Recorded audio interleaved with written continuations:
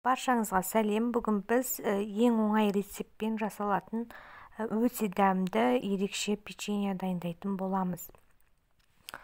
Ең алдымен біз бір жұмыртқамызды және де 2 ас қасық қантымызды, айран 100 грамм айранымызды қосып, жақсылап тұрып араластырып аламыз. Кейін осы араласқан массамызға 50 грамм сұйық май және де шым-шым тұзымызды салып, тағы да жақсылап араластырып аламыз. Араласқан массаға біз ұнмен разрыхитель араласқан құрғақ ингредиентті қосып, 3 бөлікке бөле отырып қосып, жақсылап араластырамыз. Яғни бір дегенде емес, 3 бөлікке бөліп отыру қажет.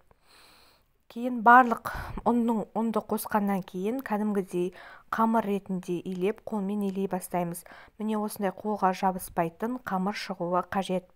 Осы қамырымызды біз қатты жұқа етпей, 2-3 сантиметр қалыңдықта болатын қамыр жайып шығамыз. Жайған қамырымыздың бетіне 2-3 қасық, ас қасық қантымызды себеміз. Яғни кішкене тәттілеу болу үшін 2-3 қасық қантымызды себіп, бетін оқтаумен жаңағы басып шығамыз. Яғни қантымыз қамырымызға енуі қажет.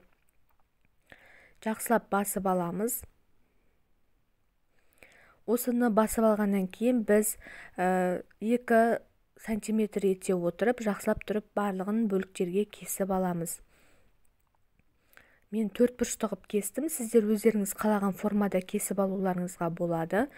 Осы кесіп алғаннан кейін духовкада, алдын ала қыздырылып тұрған духовкада 180 градуста 15-20 минутта, яғни беті қызарғанша жақсылап тұрып пісіріп аламыз.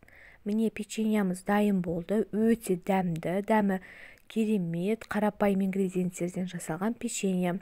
Ас болсын. Сіздер маған жазылып, лайк басуды ұмытпаңыз.